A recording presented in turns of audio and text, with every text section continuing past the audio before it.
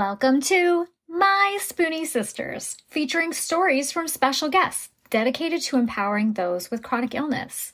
Our goal? To connect people and provide the support and tools they need to live a better life. For those with chronic illness, our energy levels just fade faster. We must be more purposeful with the spoons allotted to us.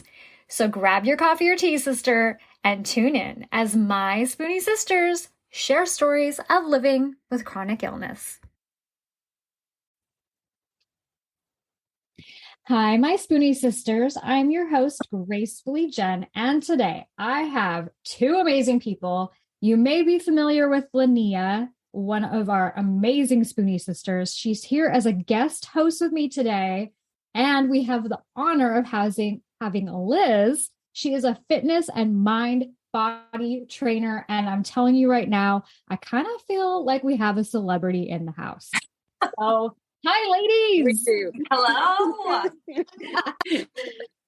All right. So I guess I'm going to kick off with saying, hey, Liz, can you tell us a little bit about yourself?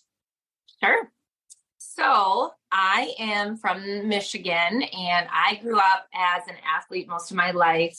And over the last 3 years, I've been dealing with a diagnosis of rheumatoid arthritis. And ever since that diagnosis, it's been my mission as a personal trainer. I've kind of branched out of the general population because I really wanted to focus on how I can help individuals that are dealing with these learn to live a better quality of life, obviously through strength training. And a big part of my healing has been that mind-body connection. I never really associated that much with health until the pandemic happened. I know for myself, I had some newly onset anxiety that was kind of associated with that, with the pandemic. So I took on a certification in mind-body fitness because I knew that there would probably be a very high population of people that were probably going through the same thing, already going through the same thing. So I wanted to kind of combine the two.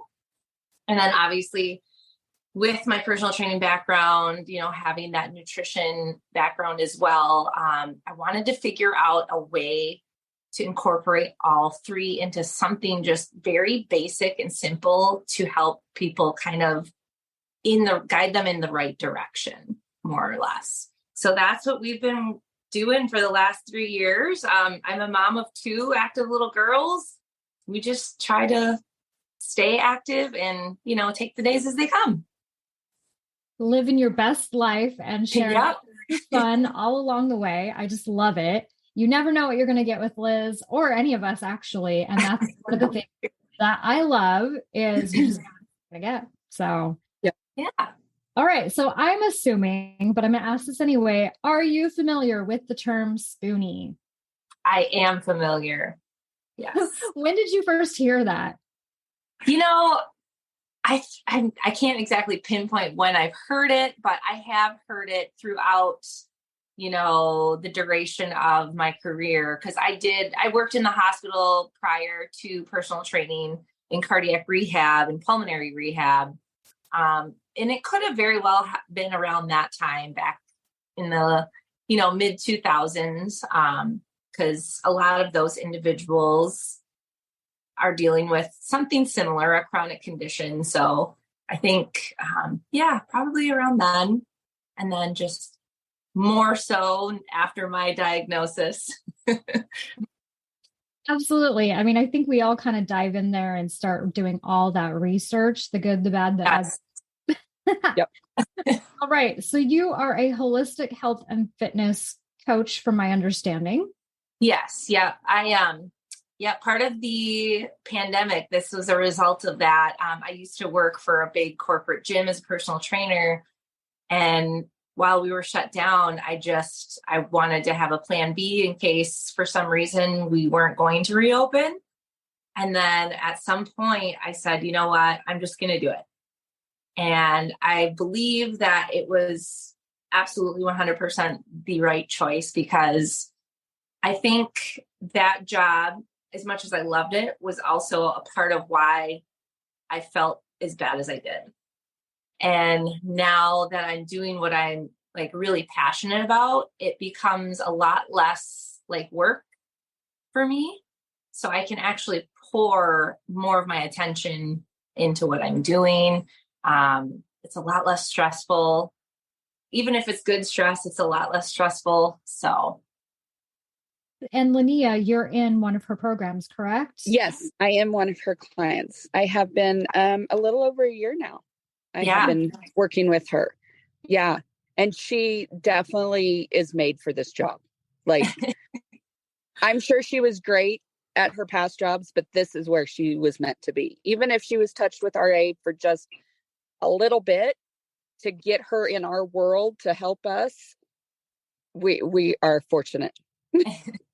I appreciate that. I'm sorry. I have a soft spot for her.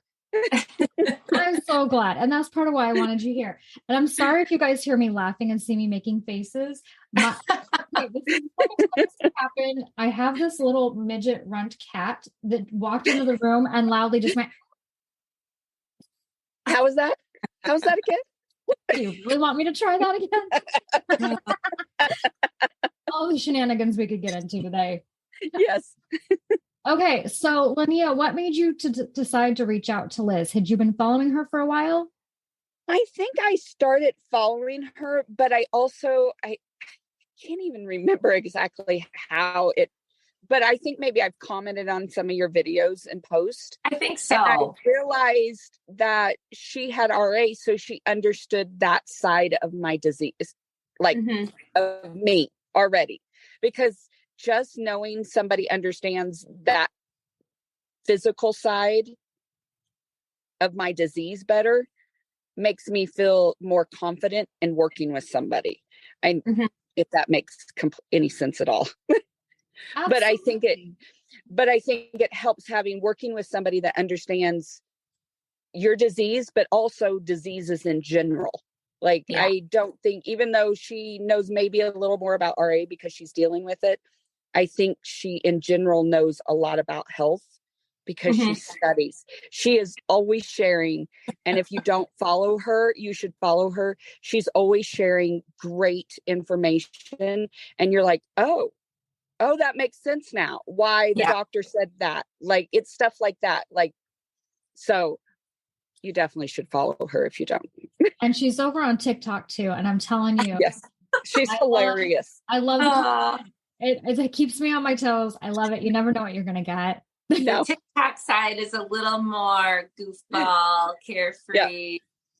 Instagram's a little bit more, professional with the side of fun. You're extremely studious. Yeah. Well, thank you. Yeah. That's what I'm saying. When you guys see me and I'm sharing things, and when you don't see me, like I've got my computer pulled up and I have articles that I've been reading for the last hour. And I'm constantly like, especially now, I dealt with a lot with cardiovascular disease from working in cardiac rehab, pulmonary rehab. So I understand the special populations and things like that. But now diving more into like autoimmune diseases, not necessarily chronic disease, but autoimmune disease specifically, it's been a very eye-opening experience for me to really learn about how in depth they go. So I love the fact that I know that if I want to geek out on something, I could probably just go research your page and I'm going to find something. Find something. I don't know what it's going to be, but I'm going to find something. I plan to share a whole lot more because I just think it's going to be so beneficial, because I think a lot of people really struggle to figure out, why are we feeling like this? And, where did it start? How do I even address X, Y, and Z? So that's really like my overall mission, is to help individuals kind of piece together like, okay, this has happened. I was always sick as a kid, it's just all those things that kind of add up, where you can kind of like start having light bulbs go off. And then it makes it so much easier to really just kind of like acknowledge where you're at, and then taking that next step forward. And again, everybody may not have the same instances leading up to their diagnosis. Some people, some diseases like RA have like a gene, and sometimes that's just, we can't escape that. But again, I always try to stress too, like early intervention, like don't ignore symptoms. Even if you feel like they're just a regular old cold, make sure you're keeping track of them, because that early intervention is really kind of the key to, how that disease progression decreases. And then you can really kind of get your life back. Do you feel like you had any red flags leading into things for your diagnosis? As far as like when it comes to meeting with doctors, I think that is probably the biggest concern that I have for people, because for me, when I was diagnosed, I didn't know any better. I put my 100% trust in them knowing, they're supposed to know the right things to do, how to diagnose things and things like that.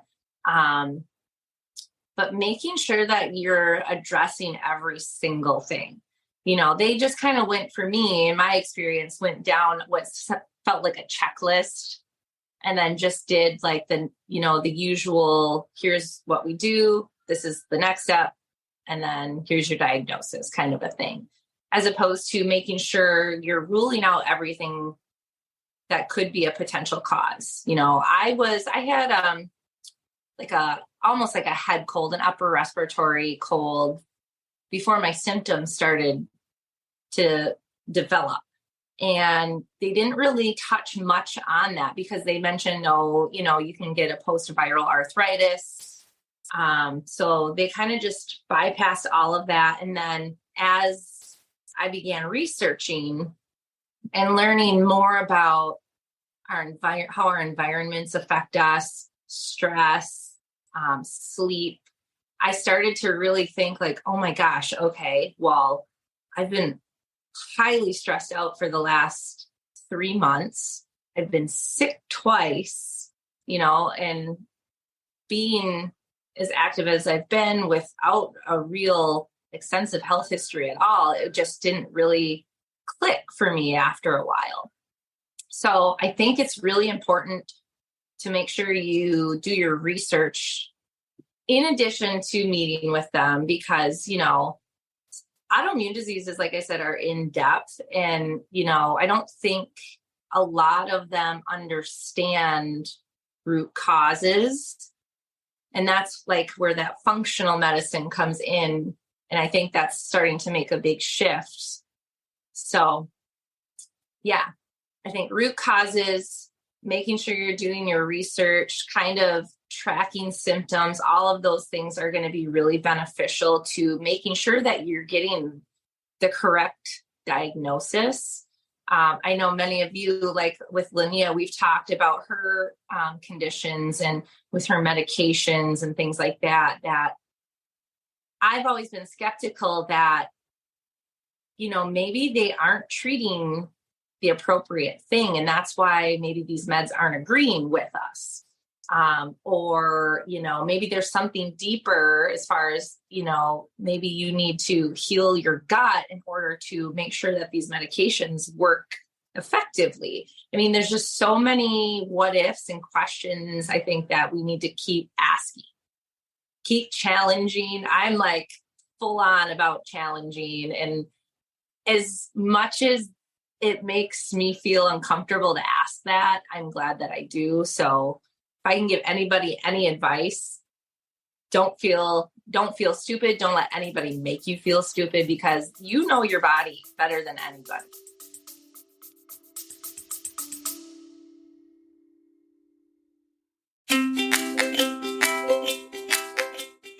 Calling all Spoonies. As a host of a chronic illness podcast, nothing lights up my day more than hearing from you, our incredible listeners. Whether it's a topic close to your heart that you want us to uncover, or you are keen to show your own journey as a guest on our show, your voice matters. Living with chronic illness can often feel isolating, but through the power of podcasting, we can come together as a community to uplift, educate, and inspire one another. Your stories, insights, and questions drive the conversations we have and the topics we explore. So if there's something on your mind, a story that you are just itching to share, or a guest you'd love to hear from, don't hesitate to reach out. Your voice is not only welcomed here, but celebrated. Let's continue to amplify the voices of those living with chronic illnesses and create a space where everyone feels heard, supported, and empowered. Together, we are stronger.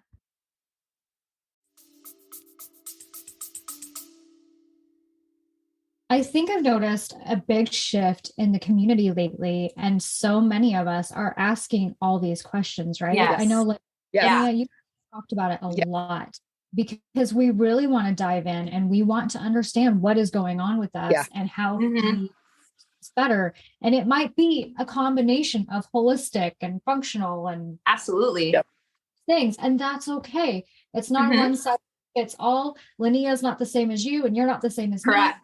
That's okay. We just need to find the good fit for each of ourselves. Right. And that's like, I started out on medications, obviously, because that's, that was kind of like my next step after being diagnosed. And it did help. I mean, it took about 3 months before I finally felt like myself.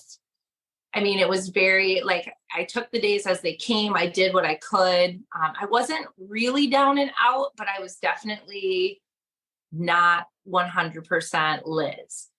And then as the last couple of years have gone on, I've like slowly kind of weaned myself off to a point where I haven't been on my meds for the last year now. And I've been pretty much symptom free.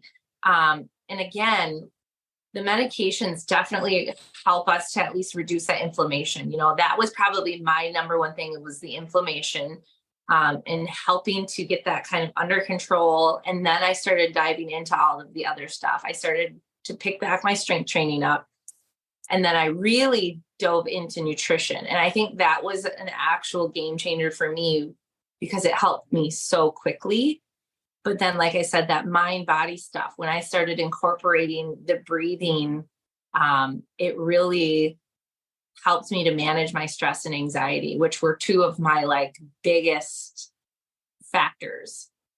So that's why I talk so much about breathing. And it's really incredible how much it actually does affect our health negatively and positively. So.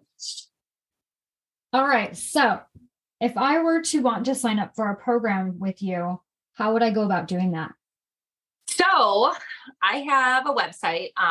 So there is a link in my Instagram, and I think there's only 2 buttons, but it's the very first one takes you right to the course itself. And there is more information on the course there where you can learn more. But I have 2 options. There is a monthly payment option, just to make it a little bit more feasible. And then there's also a paid in full option. And right now I'm doing a 10% off sale. And then I always encourage people to check out my stories, because I will occasionally do a flash sale where I'll, offer X amount of spots to get this link. So yeah, there's always options. And of course you can directly message me if you need to. I'm always willing to help in any way that I can. And that's one thing I can't stress enough is if you love someone's content or you have questions, direct message them. Everyone in this community is so friendly and happy to step in and talk to you anytime. Of course. Yeah. Absolutely. So Linnea, I can't even talk. Linnea, how did you come across the decision? Like, what made you decide to finally jump in and say, okay, Liz, it's time. I want to sign up. I was frustrated with my medication no longer working. Like I needed to find another avenue to make myself feel better. Or find a way to make myself feel better where the medicine worked better. I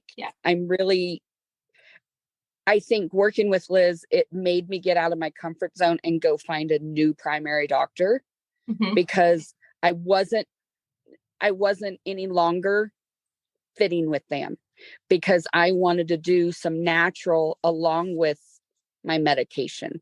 And so I found a doctor that would do both. And so I think just doing that and realizing I needed extra help, not just a doctor. I need strength training and breathing exercises and dietary, figuring out my triggers. And she helped me walk through those steps and everything. So. And I think I can tell a world of difference, between last year and this year. You just seem so confident. I don't know how to. Oh, absolutely. Yeah. I back that up like 1,000%. I feel like I'm finally feeling like, even on my days I don't feel good, I still feel better. You feel than I did a year ago. I think you feel more comfortable. Just, you're not letting it consume you like it when I first met with you. Yes. It was all I thought about, because I constantly was like, oh my gosh, this is just gonna. Yeah. And now it's not like that. It's on the back burner all the time now. You kind of understand what you have to do in those days or those moments. Yeah, for sure. And you've made it. I was telling Jen this, I think it was last night. You've made me comfortable in giving myself that break when I do need to rest. Yeah. And you gave me permission not to be hard on myself. Like, not to beat myself up. Like, that was something I did a lot of before I started working with Liz, was I beat myself up if I could not do a hard workout. It was a waste of my time. Like, that's how I'd always had been told. Like, you're not gonna, get your heart rate up and sweat out. It's not worth your time. Liz has re-taught me that any movement is better than no movement. Correct. Yes. Yeah. Yeah. I think a lot of times people feel it has to be a certain way or it's no good, where, things can be really effective by doing nothing at all, such as resting. That's why I'm always taking rest days where I'm like doing completely nothing, because oftentimes when I come back to a workout or I come back to my kitchen, I feel stronger and I feel, comfortable that, I can get right back to what I'm doing. That one day isn't going to derail all of the progress that I've made up to this point. That's where like, I want to touch on too, like the 80-20 concept for like, the fitness industry. They always stress, 80%, consistent, 20% fun. And that can very well carry over into the autoimmune world, because I think so many of us fixate on trying to be so perfect with whatever it is, where we forget that having fun, making sure we're, doing things we like, getting outside, taking breaks, all of that stuff is part of it. That part of that 20% that we need to balance out the other 80%. You know what I mean? You want to be as consistent, obviously, as possible, but also allow yourself that grace, that flexibility, because that's where I think we see the most change. Well, and patience with ourselves too. Yeah. We can't get stuck in mourning the life that we once had, because it's still there and our life is still worth living. We just are doing it a little differently, and that's okay. Yeah. Absolutely. 100%. And I was just thinking this morning, I'm like, gosh, I would just love for everybody to be so okay with your healing journey and where you're at, that nothing else can like derail you. You know what I mean? Just know that this is where we're at. We're going to keep taking one step in front of the other. Even if we get knocked down, we're going to get back up and just one step in front of the other, take the days as they come, instead of letting it just, knock us completely down where, we're to the point of wanting to give up.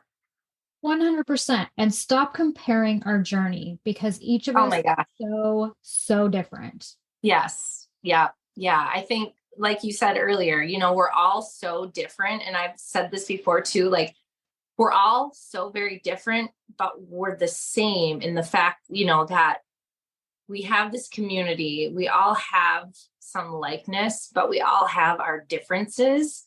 And, the healing journey is going to be very different for all of us. The length of time is going to be very different for all of us. The length of how long we've had these conditions are going to be very different for all of us. So that's like the whole, piecing together your magic equation. That's been kind of like my motto for optimal health, because what is in there is, it's just everything that I've kind of researched and learned. So not everything in there works for me. Like I do really good with journaling for like 3 days. And then I just like, I just can't do it. Like the breath work, however, I'm like consciously doing that while I'm driving, if I'm in the shower or I'm walking. So that stuff is really easy for me. So I give everybody the opportunity to kind of try everything and to keep trying it and see like what comes easy to you, what just doesn't do it for you. You know what I mean? And you can kind of figure out how you want to heal. It's not like you need to do this to a T. Right. So I think that's really important to stress that, everybody's journey is going to be very different, but we're all going to be in it together. So Linnea, we heard Liz's example of what is a little more difficult for her. So what would you say is a little more difficult for you? Like just in the healing process. Mm-hmm. Being hard on myself. That is the one thing I struggle with. And breath work has really become, when I start feeling that sense of like, I'm beating myself down because I only walked a half a mile instead of a mile today. I start doing those breath works. I don't journal in the sense of what most people journal. I write down my symptoms. I write down the weather, and it's just very short and sweet, but I can track my symptoms that way better. And I can track, it was raining these days ahead of up to that bad day. Like, right. I know I need to just prepare for it and not beat myself up when it does rain and I don't feel like doing something. I no longer beat myself up for that. So I used to love journaling. Loved it. I can't seem to do it anymore. But if you look at it this way, go to our content, and in a way, it's like journaling. You can tell how we're doing and what's going on by looking at it. Absolutely. Yes, for sure. Yep. It's a more creative outlet, I think, as opposed to like sitting down with a book and then like you're in class, taking notes. I hadn't thought of it that way. Outlet. Yeah. Yeah. I mean, you can tell if we are dealing with a joint flare, if we're dealing with some anxiety or maybe some psoriasis breakout. My hands are insane right now. Yeah. So you can just look at our content and you're going to be my head is. She might be in a flare right now. Yeah. So that's a form of journaling. It's just Yeah. All right. I didn't even think about it that way. Like it really is. You can see when we are all not feeling good. Right. Like you can see it even if we post it 2 weeks later, you could tell on that day that was filmed how you're feeling. Absolutely. Or if we're suddenly really, really quiet. Yeah. I hide. Not posting a lot. I go dark. I go dark. I'm bad. Which is a form of self-care. You're setting boundaries. You're not letting yourself become overwhelmed. That's good. And it's important. Yeah. Okay. So Linnea's answered this question in the past. I might ask you to tell me if it's changed, but now it's your turn, Liz. Okay. What would be your top 5 things in your Spoonie toolkit? Okay. So obviously strength training is going to be my number one. I've been doing it my whole life. I think it just, I don't know. It puts me into like an entire different world, if you will. You know what I mean? It takes my mind completely out of, the fact that, okay, I have a diagnosis or whatever tends to be bothering me that day. breath work is going to be my next one because it is so simple and you don't have to do it for very long. I mean, 5 to 10 minutes. Some people do it longer, but I mean, as long as you're living, you're breathing. So if we're not consciously focused on, how our breathing patterns are, because we can definitely tell when we're heightened, we're probably going to breathe faster, heavier versus, when we're calm and relaxed. I take at least a weekly sauna because I believe detoxing is one of my favorite things. So, I talk a lot about, or I've seen a lot about lymphatic drainage and things like that. And that's where we can tend to hold a lot of inflammation sometimes. So I try to do that with dry brushing before I go in, just to really open up everything and just sweat it all out. And I feel so much better too. And it's got cardiovascular benefits and, it is very beneficial. So is that three? Strength, breath, saunas. I had 2 more. Oh my goodness. Okay. Getting outside. That's going to be the other one. I love being outside in nature because I think it just has so many healing properties, whether you're just absorbing the atmosphere, the environment around you versus like what you can forage from it. I've grown up very connected with nature and, that fresh air, you can't beat it. Sunshine, vitamin D. And then the last one would be to just do things that you love. Like I love dancing. And for me, it's a really good like mood booster. Even if I'm already in a good mood, it just makes me even more in a good mood. But it, again, great form of cardio, the mood booster, a little bit of energy. But yeah, it just gives you a chance to like release what you're feeling at the same time. So I think those would probably be my 5. I think I do those pretty regularly, to be honest. I like that. I like that a lot. And I bet that's what just keeps you feeling relaxed and calm. Do you feel like you miss one of those? It's going to kind of throw you a little bit? I don't necessarily think if I miss one of them, it would. I think if you have a good balance of them, I don't do them every single week, but just those are the ones that I kind of lean on. If I had to add another one, it would be sleep. Making sure that you're getting enough sleep, quality sleep. That was something I was not getting. And when the pandemic happened, I didn't have to set an alarm. So I was sleeping 10, 11 hours a day. And then I really noticed that I was starting to feel better. I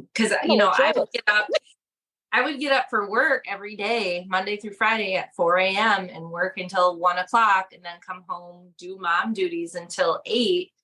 And that was just constantly on the go, not necessarily a lot of bad stress, but just that go life really caught up to me at the same time. So sleep now I sleep about 7-8 hours.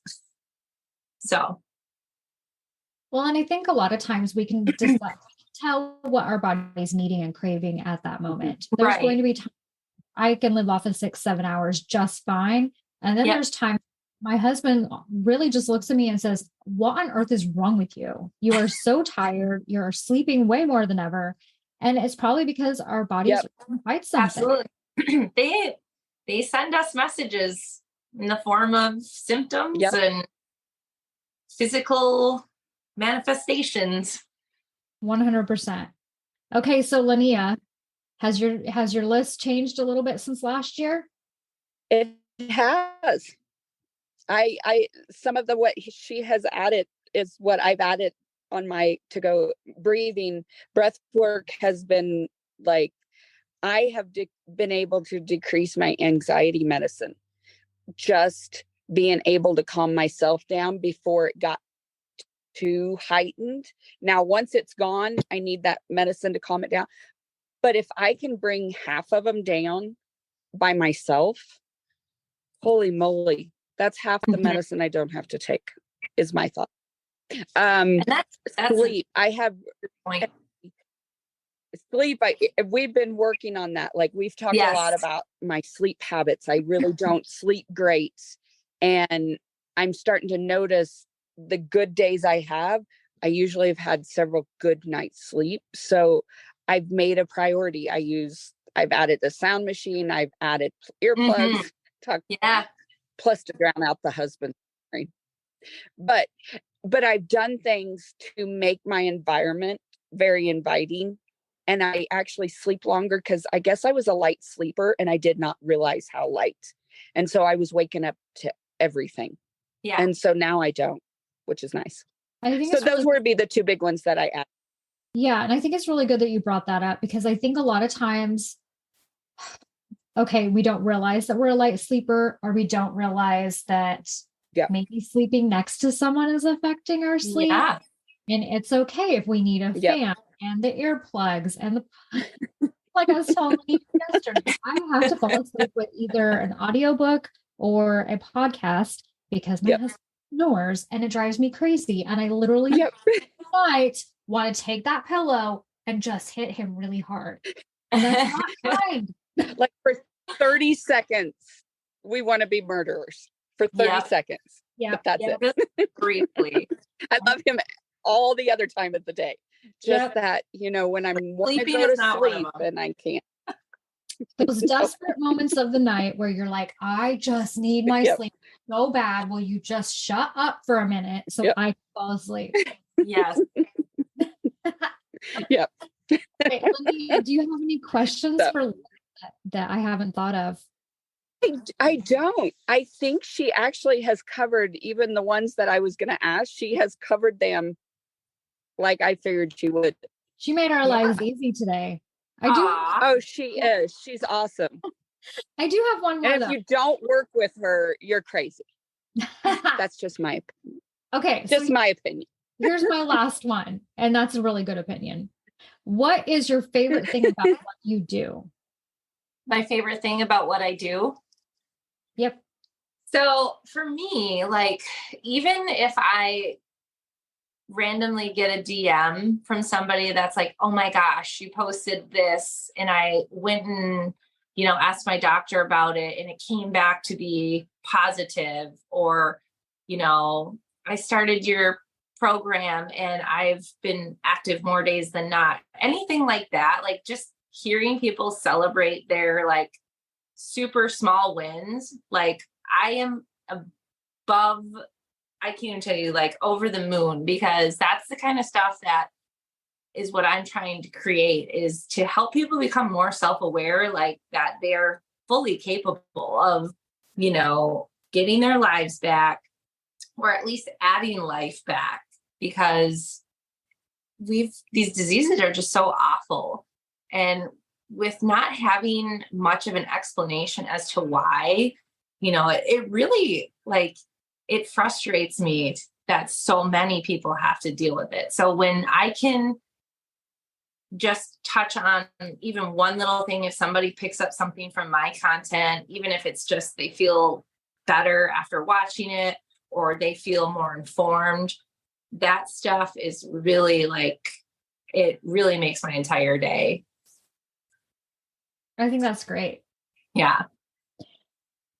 And she genuinely, I told my husband the first time I felt like I was having some success in the program.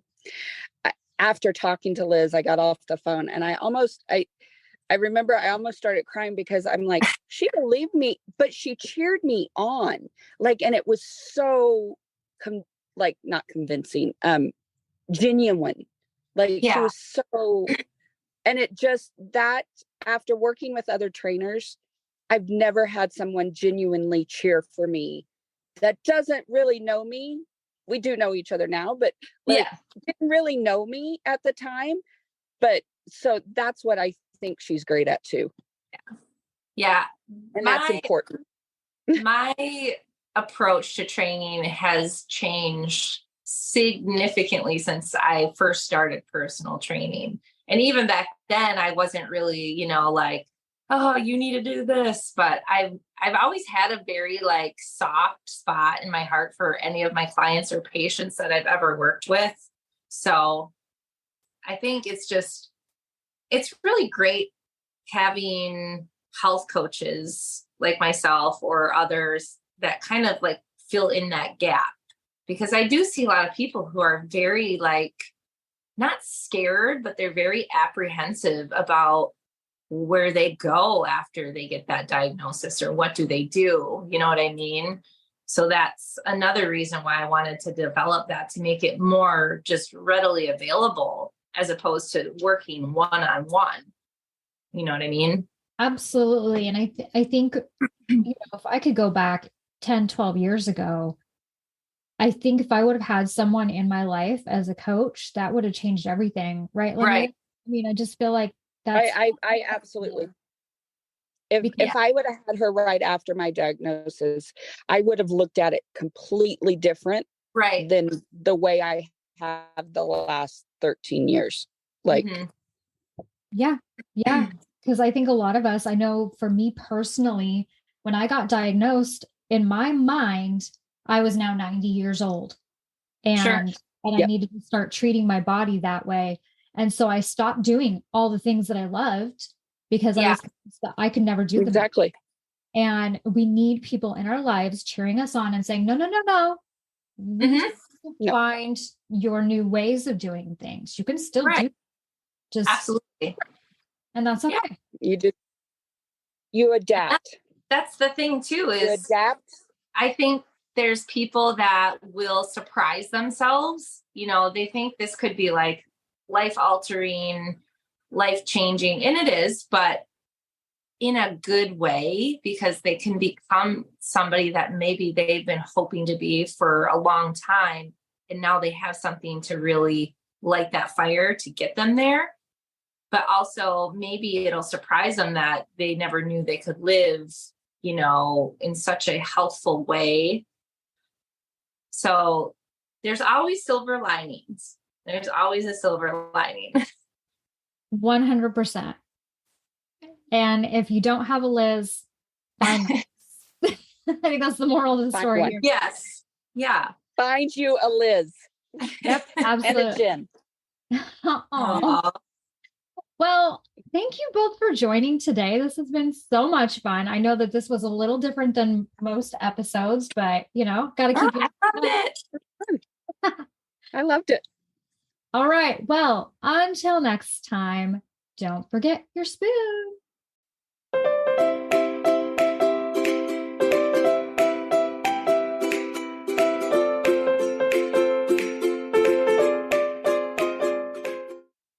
The information, opinions, and recommendations presented in this podcast are for general information only.